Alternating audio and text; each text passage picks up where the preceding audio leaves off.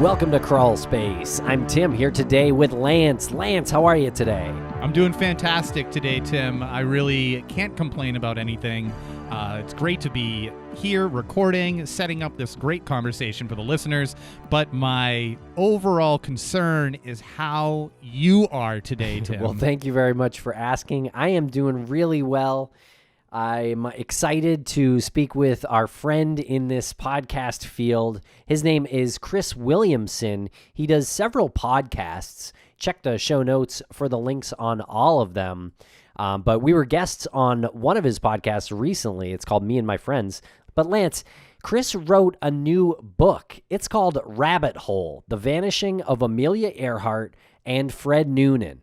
And it's being released July 2nd, 2022. Be sure to go to Amazon and search for Rabbit Hole, Vanishing of Amelia Earhart and Fred Noonan by Chris Williamson. You won't be disappointed. For all of you who know, Chris Williamson's obsession is Amelia Earhart, Fred Noonan, and locating some sort of evidence of their whereabouts. Definitely swing by Amazon to pick up your copy of Rabbit Hole, The Vanishing of Amelia Earhart and Fred Noonan. You can just simply search that title and it will come up. For those of you who know Chris Williamson's work, he covers Amelia Earhart and Fred Noonan in glorious detail and explores that disappearance in remarkable depth. So make sure to check out Chris's podcast. It's called Vanished. And check out intotherabbithole.net. And you can get a book directly from Chris. You can even get a signed version right there from his website. And Tim. Yes. You know who is not going to get lost this summer traveling? Who? You and I. Really? And Patrick Hines and Maggie I Freeling. feel like we'll still get lost. We might get a little lost, but I hope that Chris Williamson will not have to write an extensive book on us. That's right, Lance. We are hitting the road with Patrick Hines from True Crime Obsessed and Maggie Freeling. We're going to be speaking about the Oxygen documentary, The Disappearance of Maura Murray. And Lance, of course, we were a part of that documentary, so we get roasted pretty good in these 5 tour dates, these 5 different cities, starting August 3rd in Orlando, Florida. And then we move on to Atlanta, Georgia on Saturday, August 6th. Take a little break, and then where are we next? St. Paul, Minnesota, August 18th. Want to be sure to let people know that is a new date. That is Thursday, August 18th. It was moved. And then we're down to Texas. Dallas, Texas is our next stop, Saturday, August 20th. Where do we wrap it up, Tim? We wrap it up Sunday, August 21st in Houston, Texas. We hope to see you there. You can get your tickets at truecrimeobsessed.com.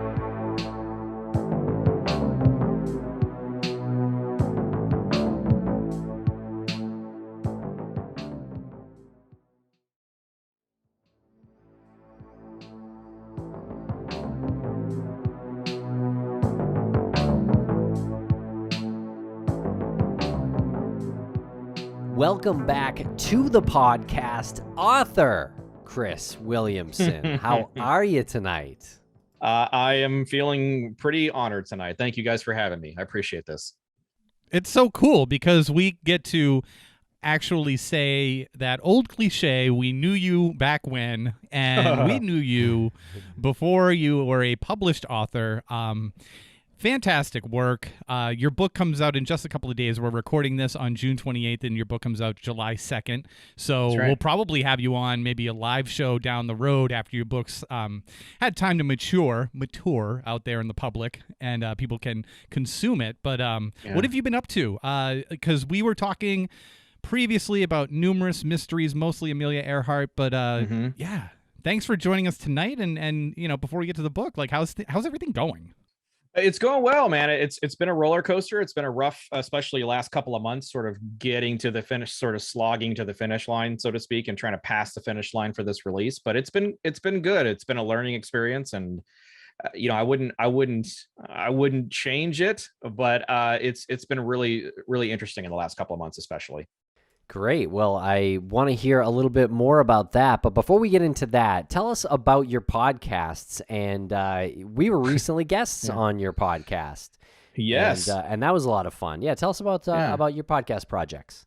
Yeah, well, and I'll start with what you guys guessed it on, because I never really talk about this show publicly really too much on other people's shows. But I have a show called Me and My Friends, and it's basically just like a little side passion project that I've been doing for a while. We finished up what's really season 2 now of the show, and you guys were kind enough to guest on it. And it's sort of a show. It's kind of like Joe Rogan-esque, but not as not as long, obviously conversation wise. But we do have some pretty long sort of shows that we do, and I just have people come on, people I admire, people whose work I'm very impressed with, who questions that I have, burning things I've always wanted to cover. I've sort of been known as the Earhart guy, and so it's been hard to get outside of that realm. But I had this idea for the show a long time ago, and the show was sort of just an excuse, really. I just kind of created it for selfish reasons, to talk to all my people I admire, and that's one show I do. And the show that I'm probably most known for is a little show called Chasing Earhart. That's been around for quite some time now. We recorded about 100 episodes of that show, and we're tossing the idea around of sort of bringing back that show in a limited run. And then we do a show called Vanished that we just finally wrapped season 2 on. And Vanished originally was gonna be just a short series on Amelia Earhart, like an investigative sort of a deep dive. And it turned into a thing. And now we've got a second season full of cases that are not Amelia Earhart. And we announced season 3. We don't have an ETA on when that's going to happen, but we've got another stacked list of cases for season 3. And I've now got these books, the first of which, of course, is always going to be Earhart. That's sort of my lifeblood, and sort of my favorite case of all. And so that's the first book we have out. And when you say we, who's this we you speak of? Well, so that's a good question, actually, because I say it naturally, because I've always been sort of part of this team, and I always look at my wife as sort of my second partner, and my partner in this whole thing. And she's pushed everything since the beginning, and sort of got behind me even on this book when I seriously for a little while considered just tanking the book and not putting it out, just because of a lot of the behind the scenes stuff. And so she is always the other half of we. And of course I don't speak for her, but I do mention Jennifer in that we, because she is such a big part of Vanished now, and is such a big part of my life on a professional level. And so, yeah, I just kind of look at it as like really a team effort in a way. That's kind of how it works. So I always say we. Very cool. Not me. I say I all the time. I, and me. That's it. I. Yeah. It feels like that sometimes. It feels like, man, I'm where's all the we, every time I say that. But it's like they're doing stuff behind the scenes and helping in areas that I could never fathom touching, as far as like collaborating things, and sort of like project coordination, and just all these events we do, and these things that I try to sort of get out in front of and be the face of. But it's it's really powered by my wife, and in part by Jen in some cases. Yeah. Very cool. And I know that Jen wrote the foreword for your new book, Rabbit Hole. Yeah. Yeah. So tell us a little bit about how this book got published. I have been following your Twitter feed, and it was a bit of a roller coaster there. Yeah. Sort of changing abruptly. And what's the story? Oh gosh. So how do I say this? So we had a publishing contract with a lovely publishing company, Beyond the Fray. They're wonderful. Shannon and Jeff from Beyond the Fray. They've been amazing. And they signed me to a publishing contract about a year ago, a little over a year ago. I had already been about a year, maybe a little over a year into editing the book, and sort of trying to put a written transcript of season 1 together. I had this idea for this book. And I really wanted to, it sort of was birthed out of the idea of people just asking me, hey, we'd really love to have a written version of what you guys are recording for back then season 1. And we just started getting more and more requests for that. Our audience, we have a pretty large audience that doesn't really, they're not technical when it comes to like, going to a website, listening to audio, or downloading an app and listening to a podcast on an app. So we have a lot of people that want to hold something in their hands. They're sort of come from that old school sort of library, archive style, and they want to hold a book. And so we just started getting a little bit more traction on that. And all of a sudden it just sort of seemed possible. And so I started working on this book, and like a lot of things, I didn't realize how mountainous it was. And I was into sort of the process when Beyond the Fray came aboard. I pitched them the book on the idea that it would be sort of the birth of sort of their historical mystery wing of their publishing house, because up to that point they'd done a lot of Bigfoot, a lot of paranormal, a lot of stuff like that. And I thought, this would be a great opportunity for them and for me. And we got into it. We worked on it together for a long time. And I'd say about almost 2 months ago now, maybe almost 2 months ago, I got an email from them, or they reached out to me and said, hey, there's this guy who is essentially claiming that I stole his IP. I stole his intellectual property. I stole his, like, a lot of stuff from him, which is obviously, it was very blatantly false. And I was sort of really taken aback by that, because this was a guy that, while I haven't talked to him in a very long time, at one point was a very close ally of, and pushed him and pushed, his website, his documentary, all of his work, all that stuff. And I sort of felt like he sort of turned on me. And he is knowledgeable, and he sort of knows sort of how to throw a monkey wrench into a plan, so to speak, to put it very lightly. And so he made some behind the scenes moves that I think sort of influenced Beyond the Fray to sort of step away, because they didn't want to get involved in something that was going to be problematic for them. To their credit, of course, they were very professional and kind and respectful the whole time, but they decided to part ways with me amicably, and we did that. And so I was left with about 3 weeks or so to take a book that was about 90% done for the most part, and turn it into a self-publishing process and try to scramble to make the original date. Because as you guys had seen, they sort of went pretty hard on trying to sort of advertise this as their first venture, and this is sort of a departure from what they do. We had multiple sort of events lined up and dates lined up for book tour and signings and lectures and all that jazz. And it sort of just, the bottom fell out, like with weeks left. And I had to scramble to not only to finish the book and to finish formatting and go through the process, but I had to put the book out. And I'm very honored and blessed to be able to say we made it by the skin of our teeth. We're able to put the book out as planned, because July 2nd is very important to me. It always has been. It's the anniversary of their disappearance, of Earhart and Noonan's disappearance. It's the 85th anniversary this year. It's a big one. And I'd always been sort of drawn to that date. And I'm a big fan. If you follow the show, I'm a big fan of anniversaries. Like, that's putting out stuff on anniversaries. That's a big deal. We did it with DB Cooper with the 50th anniversary, and we'll continue. We did that with John Wilkes Booth, and so on and so forth. So to make a very long story short, it was a very stressful process, but we're able to put the book out. We've self-published it. I've held a couple of copies in my hands. It's gorgeous. It's for self-publishing, and for last minute, it's about as beautiful a book as you can imagine. And we're very proud of it. To my knowledge, I'll say this, preface this, it's the largest written effort ever put out on an Earhart, on the Earhart case. It's like over 800 pages. And it's this huge thing with almost 50 people collaborating across all legacy realms and across all theory realms and all that, to sort of bring you the story, the definitive telling of the story, and to give you a really good, really a large snapshot of the case. So you can sort of go off and do your own research and what theory convinces you. And we sort of took the same format that we did with the show and put it into a book form, and here we are 3 days away from release finally. So we're almost there. Well, damn, good for you. Yeah, good for you for picking up what could have just been the rubble that was left, and yeah. You didn't have to do that. You didn't have to self-publish. You could have gone on a apology style media tour and said this unforeseen circumstances, and we're not going to make the deadline. So yeah, well done doing that. Yeah. I'm just really curious, like, how did you go to a publishing company? How does that work? Yeah, so I'll give a shout out, because I'm nothing without the people that have helped and supported me. I'll give a shout out to a wonderful woman. Her name is Erin Miller.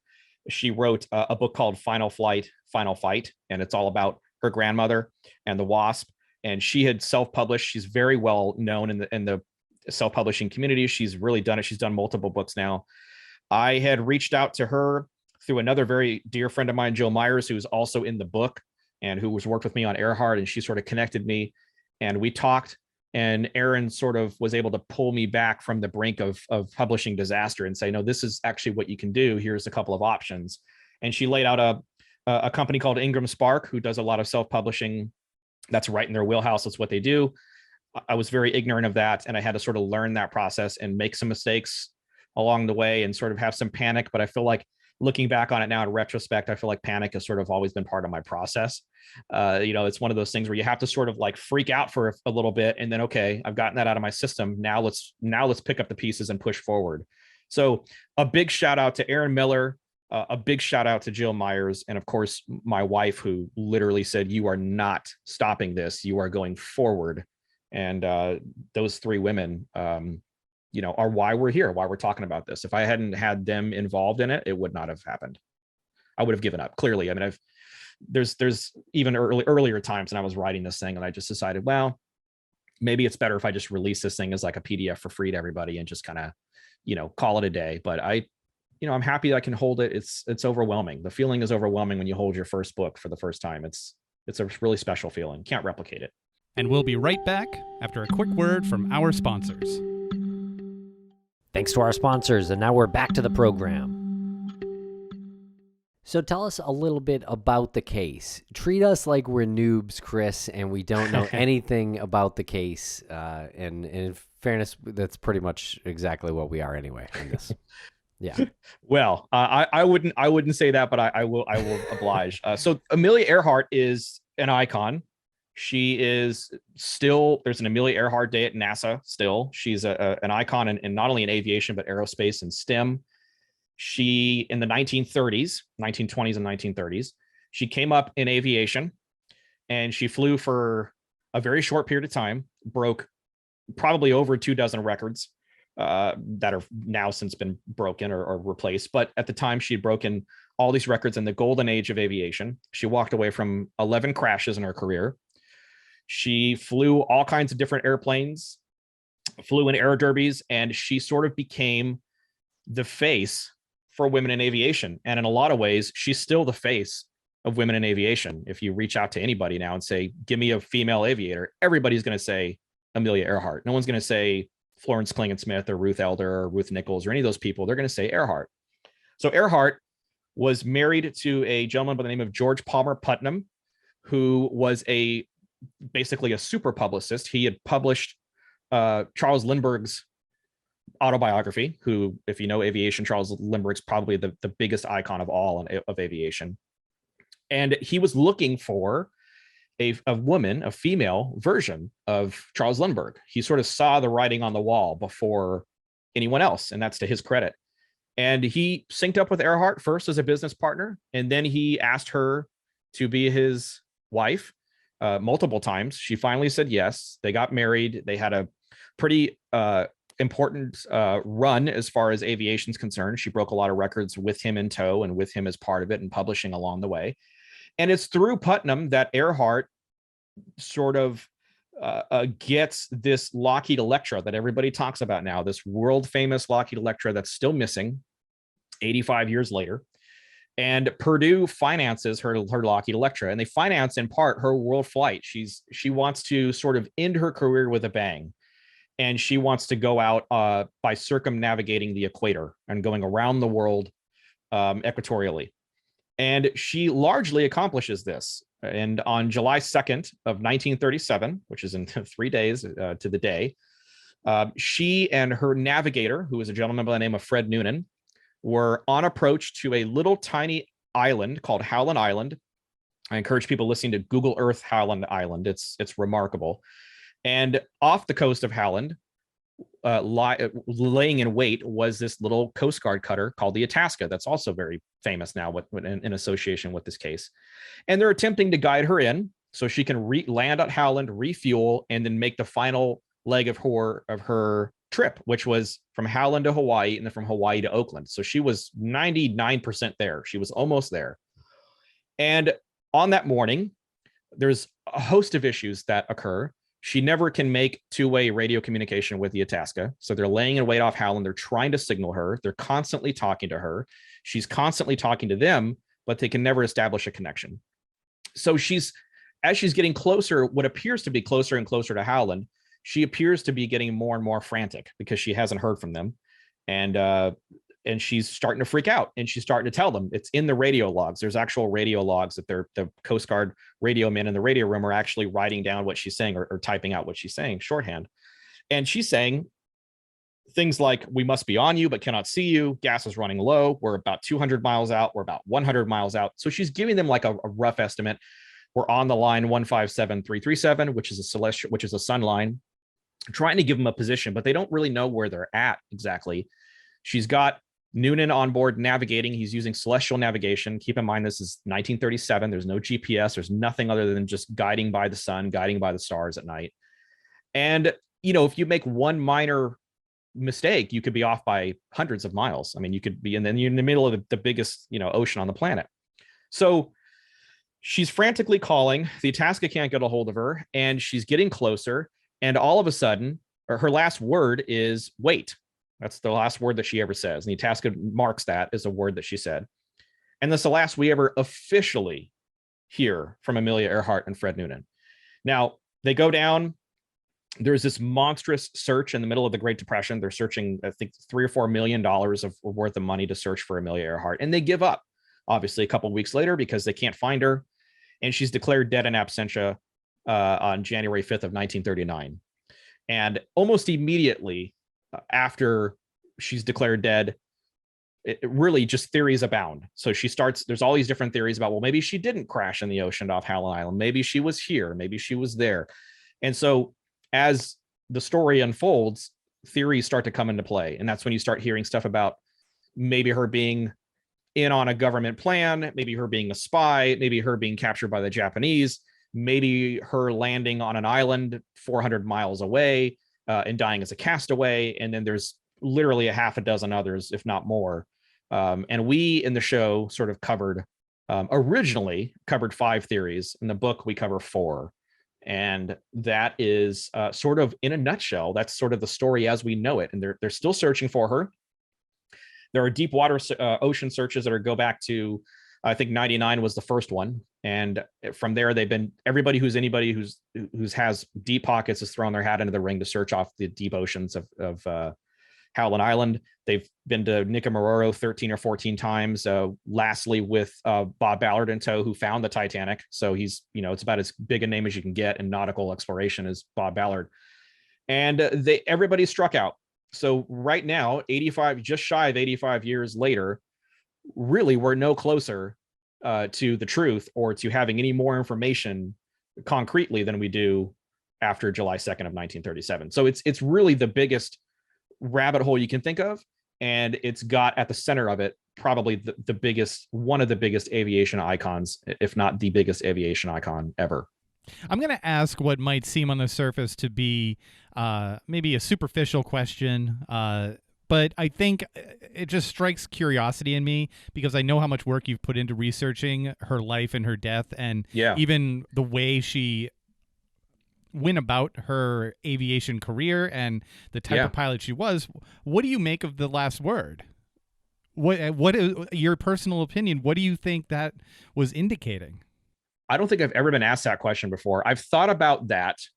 And as a matter of fact, we don't have any spoilers in the book or anything, but the very last page of the book is sort of an Easter egg. The word wait is on the very last page of the book. And I have thought about that before. In a way, my wife puts it really better than anybody else. We're still waiting. Everybody's still waiting to find out what she meant by that. Is she saying, wait, we found land? Wait, we see something that, we can't, I want to say can't explain, but, we see something different, or we see something that we're going to try to figure it out. Or that might have been just the last word she sort of spat out of her mouth as she was putting the plane down. She did indicate that they were flying at 1,000 feet. My best guess for that is that they were trying to do something called a pancake landing, which is basically in the water. It's, if you hit the water from far enough up, it's like hitting cement, but they're trying to put the plane down in the water as gingerly as they can. And a lot of people that have researched it say that plane, if put on the water properly, would have been like a ping pong ball with the wings, especially with all the fuel tanks, the extended fuel tanks in it and everything. We don't know what wait means, but I look at it as really not a superficial thing. I look at it as like the world still waits, to find out what happened. We're still waiting. And whether people are, it's sort of like the double meaning of chasing Earhart. I don't think I've ever said this publicly, but chasing Earhart is really a double meaning. For some people are chasing the legacy and some people are chasing the disappearance. And so everybody's chasing Earhart in some way, shape, or form, regardless of what you care about or where you put your stock in, in the case or in the theory. So wait really is, to me, is like a really powerful final word for anybody. And I think for her, especially in the situation we're in, I think it's kind of beautiful and poetic and tragic at the same time. See, no softballs here. Right. Yeah. It really is. It's a strong final word. And I think, it's special for many reasons, because we don't know. We don't know what happened to them. We have no period on the end of the sentence. We have no idea. There's no wreckage. There's no record of other than just that Itasca call log and what happened to them. They could be very well 18,000 feet below the surface of the ocean. That plane could be pristine.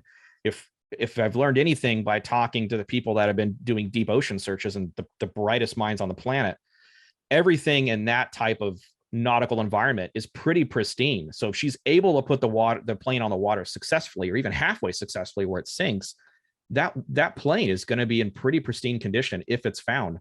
But you're looking for a roughly a 39.5-foot plane with a 55-foot wingspan in the middle of an area that's roughly the size of Texas, with ROVs that are costing you $3 to $4 million a day to search down there. And so how much money do you want to throw away? Someone's going to have to take someone like a Jeff Bezos or someone that's got all these money that say, what do you need? $100 million? Here you go. Like, let's just do it. To them, it's nothing. It's going to take, if it's a deep water search, it's going to take something like that because it's very expensive. And people are still searching in multiple theories right now, not just in the ocean, but everywhere. So you're saying there's a chance? There's a chance. I really believe this. We'll put this to bed in our lifetime. I really believe somebody will find something, whether it's in the ocean or whether it's in an archive. I think we got a taste of that back in 2017 with something that's really infamous now called the Jalluit dock photo. I think we talked about this once, about what Les Kinney found in the National Archives. It's gonna be something like that. And you guys have talked to Eric Ulis, who I'm a big fan of. He was on our Cooper podcast. Oh, cool. And Eric Ulis actually gave us, probably has nothing to do with the Earhart case, but just with historical mystery in general, probably gave us the most powerful piece of testimony we've ever had on the show. And he was able to sort of talk about, him championing a certain suspect and then having to sort of pivot on that and admit to himself and admit publicly that maybe he was wrong about a certain suspect. That's very difficult to do in these historical mystery cases, especially in the Earhart case. I think we can all sort of take a lesson from that if we're looking at these types of cases about, hey, maybe you can pivot. Sometimes you're wrong. Sometimes you can work very hard on something and be wrong. And I think that's basically what's sort of potentially happening here. With someone's going to be wrong. A lot of people are going to be wrong. Only one person's going to get this, or one group's going to get this, likely. But I think that's how you're going to see it. It's either going to be pulled out of the water on a dogged, deep ocean search, and someone's going to just get really lucky on where they're going to sort of call it for where the plane might be, or it's going to be found in an archive. It's going to be it's not going to be, as a friend of mine, Buddy Levy, who was on the show, he says, it's not going to be sexy. It's going to be like in an archive. It's going to be like one line of dialogue or one line in a previously redacted document or something that's going to like crack the whole thing wide open. And I think that's how you're going to find out. It's either going to be deep ocean like that, or it's going to be some crazy small little crack that's going to blast it wide open.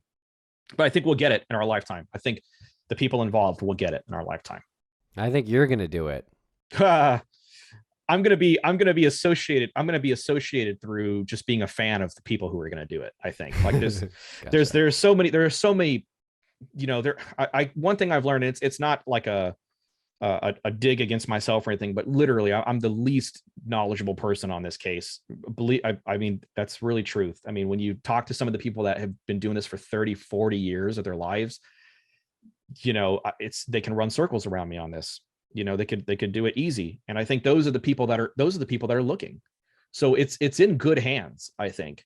And you've got multiple theories, multiple active investigations. You're gonna see some really crazy fun announcements happening in the next like 6 months on this case. That's really gonna put it right back into the spotlight. And that seems to happen every so often. You guys are pretty familiar with DB Cooper now. You know how that works. Like every so often something happens and it breaks something open and another theory is introduced or another suspect's introduced or whatever the case is.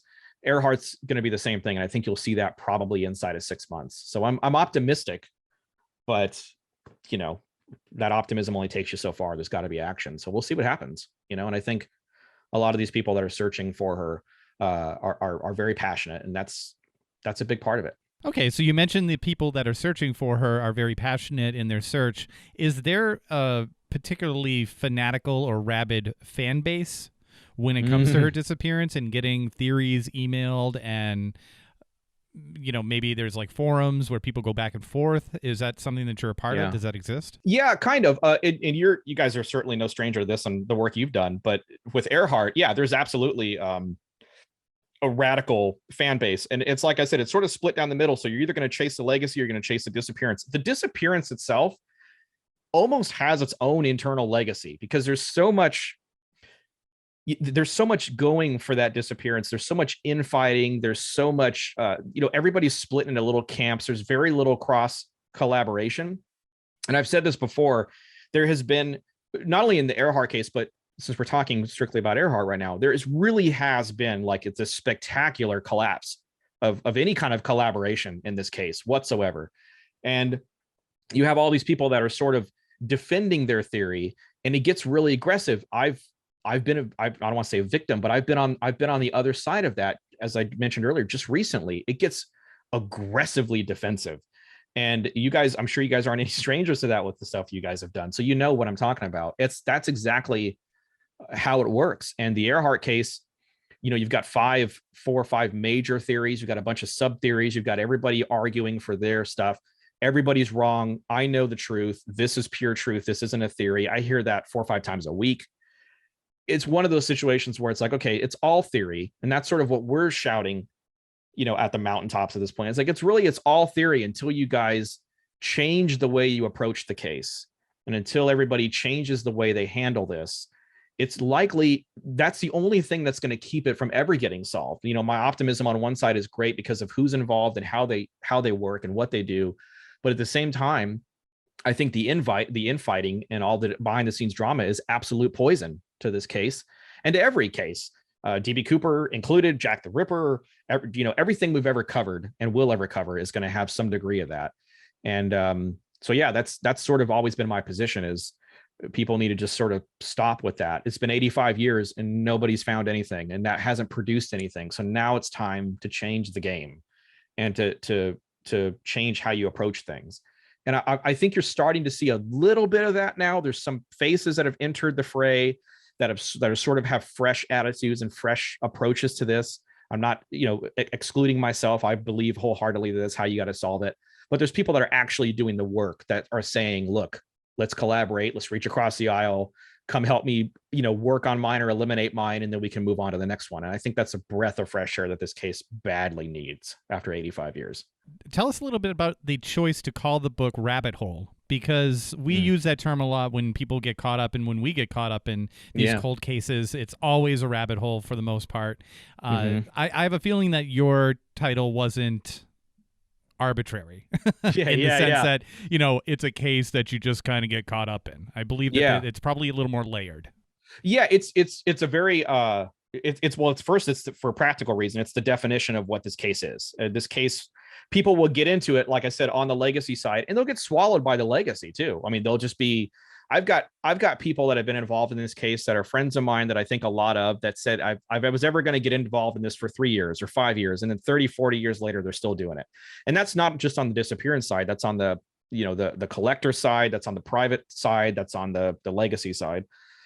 Rabbit hole really. So I didn't want to call it Vanish because we have the show. The show is Vanish, but I wanted to have Vanished or Vanishing or something in the title to sort of relate it to the show. But I didn't want it to be Vanished. So I thought, well, what is this? What's the definition of this case? Well, this case is absolutely a rabbit hole because it swallows so many people whole. And you guys are familiar with Darren Schaefer and the Cooper Vortex and everything. It's not unlike that. They don't call it the Cooper Vortex for nothing. It's because you get involved in a case and it swallows you whole. Well, we don't have a really cool name like the Cooper vortex for Amelia Earhart. So I thought, well, what can we do? What is this called on the very foundation, on the basic aspect of it? And it's a rabbit hole. That's exactly what it is. And I thought it just worked really well with, looked good in print. I thought it worked really well with the subtitle. It's a longer subtitle, but I wanted to make sure I included Fred Noonan in the title because people forget about Fred Noonan, and he was a brave son of a bitch going on that thing. And he was the best in the world at what he did. And people often forget that there was a second person on that plane who was recently remarried and who was trying to make a name for himself and finish out his career. So we wanted to call it, Rabbit Hole for that reason. And we wanted to include not only Vanished or a version of that, but Earhart and Noonan in the title. So that's kind of what I came up with. And we'll be right back after a quick word from our sponsors. Thanks to our sponsors, and now we're back to the program. Do you lean a certain way yourself? Do you have like a percentage breakdown in your head of what you think is most likely? Yeah, that's a great question. I think it depends on the day. Right now, I'll tell you, because I feel like I'm sort of a good example of being able to be sort of bought and sold by all these theories individually. Like it's really compelling. It's really amazing how this all works.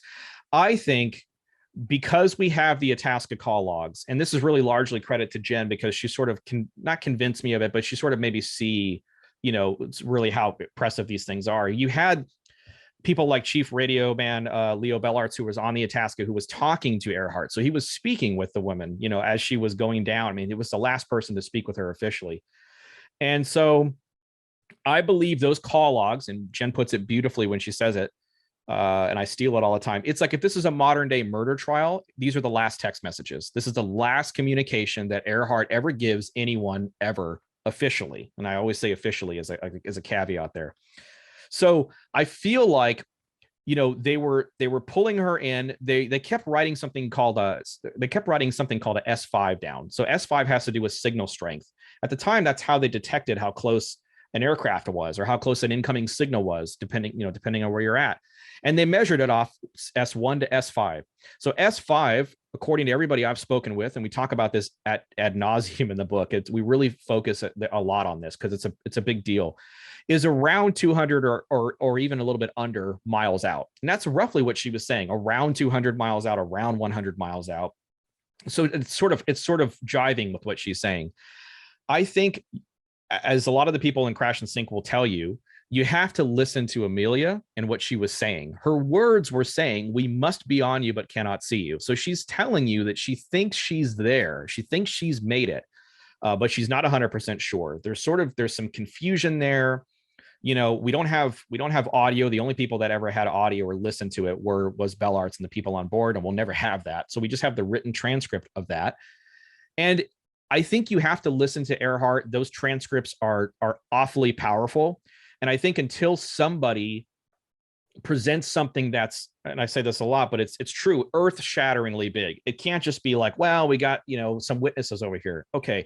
Until you present something that's earth-shatteringly big, you have to go with what she was saying. You have to go with what Earhart was saying. And I really feel like that is sort of, they have the benefit of the doubt when it comes to like, okay, now any theory that presents anything on Earhart has to prove like, beyond a reasonable doubt, as we talk about in the book and in the show, that this is actually what happened to them. Now, I also think that what Bill Snavely and Project Blue Angel are doing or have done in Buka with the aircraft wreckage that they found in Buka, I think that's sort of the elephant in the room that nobody talks about, except for me on social media and on podcasts and stuff. I feel like that's a piece of evidence that's screaming at us to go out there and properly, definitively determine what it is. They know they've got a plane there at Buka. It sits in 150 feet of water, roughly. Now, it seems like this is a slam dunk, but like if you go back to what I was talking about deep water and deep ocean and how pristine it can sort of keep wreckages in really good shape. This area of Buka is one of the most unstable nautical environments on the face of the earth. It's basically on this embankment, or the bottom of this embankment, wrapped in about 3 to 4 feet of coral. It's the ghost of an air shell. So they're down there with beyond a shoestring budget, fully funded by Bill Snavely himself multiple times. And they're down there with little air-powered jackhammers and very rudimentary equipment, trying to get anything they can get off this plane.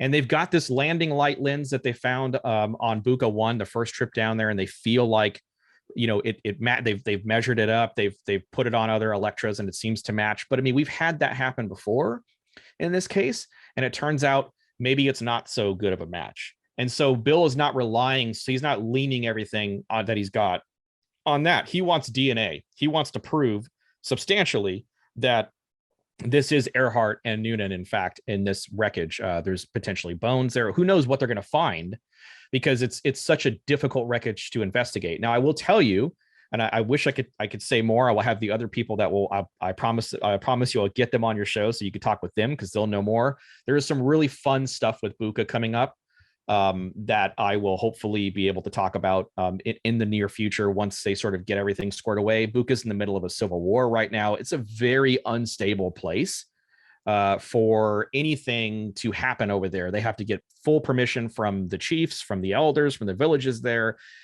Buka is not about necessarily, keeping the aircraft there, but they are about trying to bring infrastructure to their location there. And I think that if they were to go out there, Snavely and his team, and pull up, let's say, an engine or a piece of it, even a spark plug off an engine that they can match with a part, like that's it. That's checkmate at that point. And I think what would happen there is you'd then have to do a lot of political negotiation to try to pull anything out of that plane or out of that wreckage, out of that water, and keep it, bring it back to the U.S.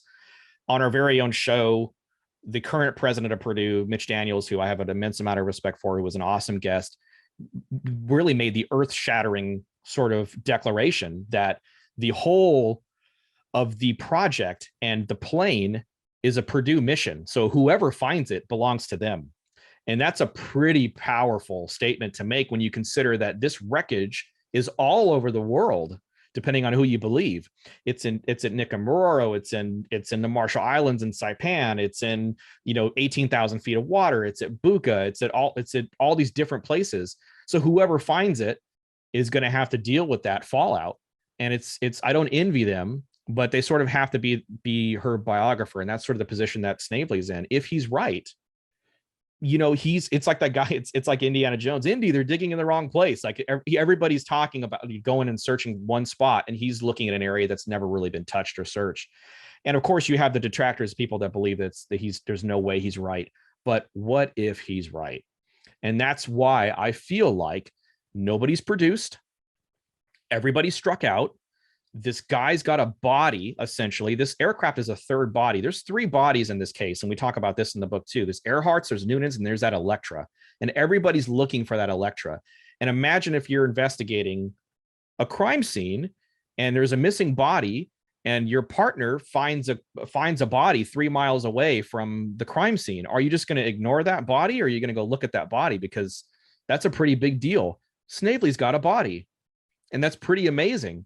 And whether he's right or wrong, and that sort of goes back to that breath of fresh air I was talking about, he's always publicly said, hey, if I'm wrong, I'm happy to say we struck out and it's wrong. But I still want to tell the story of whoever was flying that aircraft, because it shouldn't take an icon to tell a story like that. And somebody died in that aircraft, and somebody's got one hell of a story.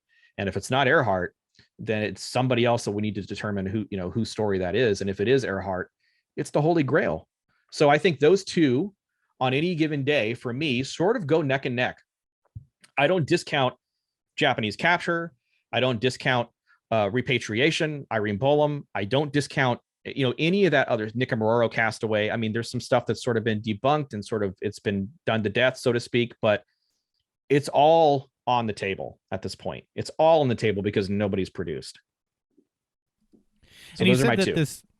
You said that this gentleman is funding that whole expedition.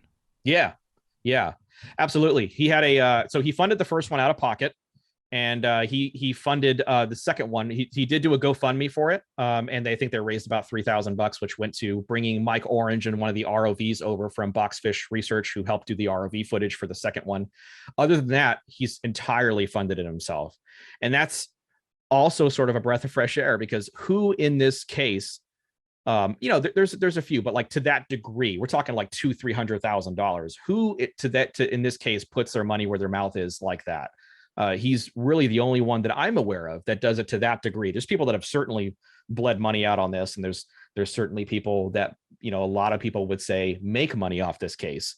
And, you know, whatever you believe personally, that's up to you. And that's sort of always been the position. We talk about the case, we do color commentary, we give our thoughts, much like I'm doing now. But really, I'm a nobody here. Like, you know, really the jury, or the people that are the jury that we sort of preach to and talk to, are the people that are reading the book, that are listening to the podcast. If you're sitting in a jury box and you're hearing evidence on all these different theories, what is going to sell you? What are you going to convict on? What are you going to say, this is actually what happened to her? Or no, this is actually, it's just like history wrote, it's crash and sink. She crashed in the ocean. She ran out of fuel. There's a bunch of shit that happened that went wrong, and they couldn't anticipate it, and they just had a really bad day. It could be that simple. Like Brian Dunning in the book, he says, it's not sexy, but it's there. It's not as extravagant, but it's there, and it's real. And that's what you've come down to, you know. So who knows where we're at this point? It's a crapshoot. Yeah, and I think that a lot of the times the solutions to these cold cases isn't sexy. It's brutal and depressing and very realistic. Like you said, they had a bad day in the air. That's not sexy at all, but that is about as realistic as it gets. Planes crash, and they were in a plane that crashed. You know, that could be one of those solutions. And you probably get this question all the time, and I apologize, but at what point did you realize that this was going to be your case? When did you get started on Amelia Earhart? So when I was really young, it all started for me when I was young. I did a history day project for her, on her, and I picked her sort of by default, because there's a picture. If you Google her, she's got her hands on her hips. She's got the bomber jacket that she slept in to like make feel more old, you know, when she got it. And, you know, there's a really cool story to that. But yeah, it started in third grade. I did a history day project on her. I just kept coming back to it because I was so fascinated, even as a kid, with the legacy. I had like a, you know, shows my ignorance, but really the naivete of every kid. I just thought she flew off into the sunset. I thought like, okay, she did everything she could do. There's nothing left to prove. Exit stage left. That's basically what I thought when I was a kid. And so I sort of still have like a little bit of that, you know, and it's I think it has to do a lot with my son. Is like, because he's only 12 now and he's sort of grown up on this thing.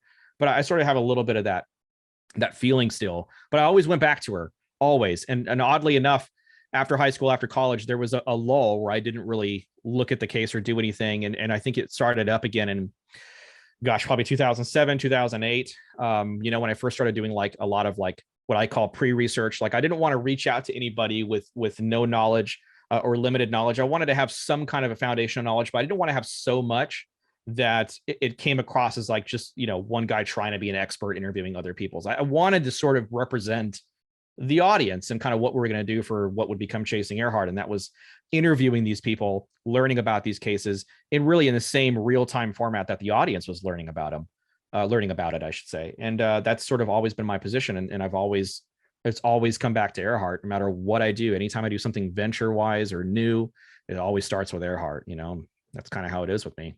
What is next? Well, DB Cooper is next, actually. DB Cooper is next. So the plan is, and this is, I've learned this over the course of especially the last like 6 months of my life.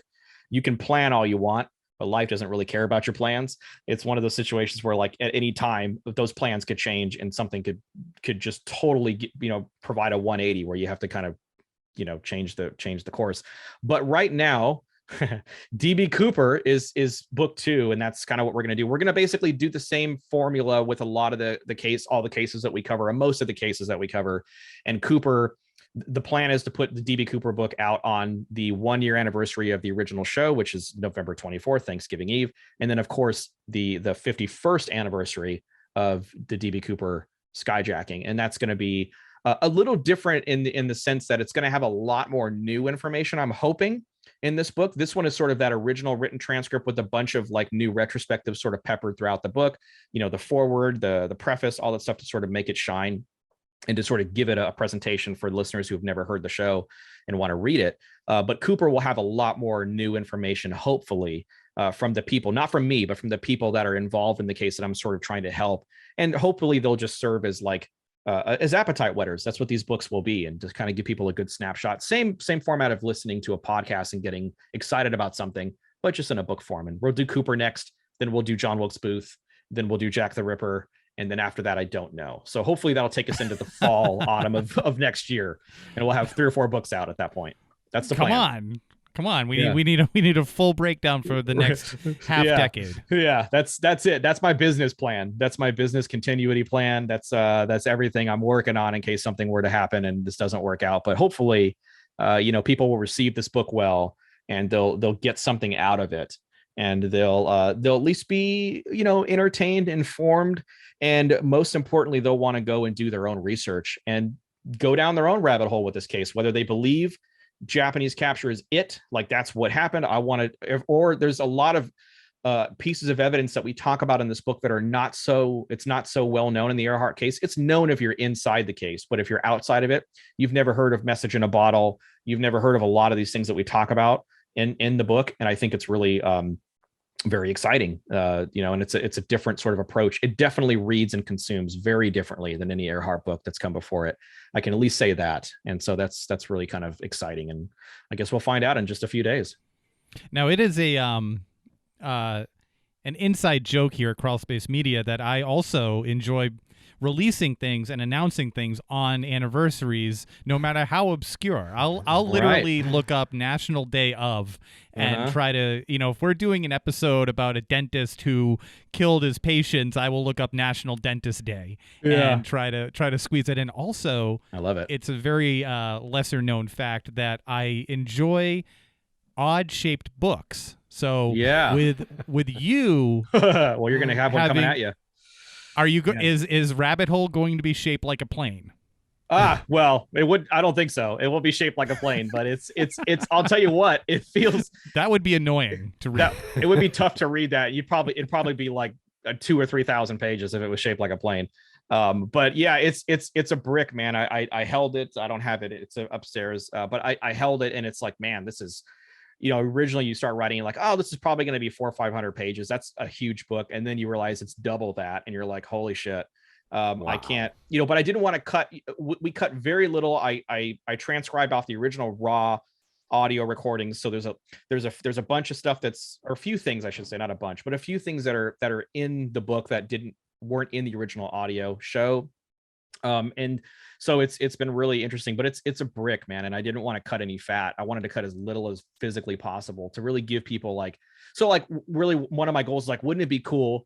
We're not going to record an audiobook of this because we've already got it, but wouldn't it be cool that you could just read along with it from the people that are actually, telling the story, the actual experts on the stand, for the most part.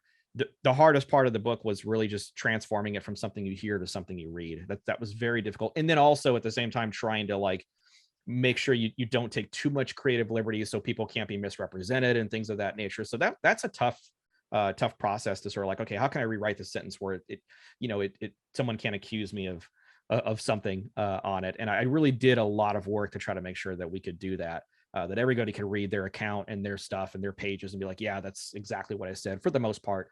Down to the letter, if we can get it that far. Well, thank you so much, Chris, for hanging out with us here tonight and discussing your new book. I'm very excited to read it. It's a fascinating case and mystery. And tell us where we can get it. Yeah, so it's on Amazon. It's on Barnes & Noble right now. It's if you want to get it directly from me, if you want a signed copy, I can do that. My wife's working all that out. And we have a website, a portal called intotherabbithole.net. And you can go to that website and you can order a signed copy or unsigned if you want directly from me. I should get my first copies here, official ordered copies, hopefully by around the 2nd or maybe early next week. I'll send those out, and you can get it there, intotherabbithole.net or Amazon or Barnes & Noble. And hopefully, if we're lucky, maybe we'll get it into some brick and mortar or some independent bookstores, which I'm a big fan of, and I'd love to have it there. So we'll see. Only time will tell. We'll see how it's received.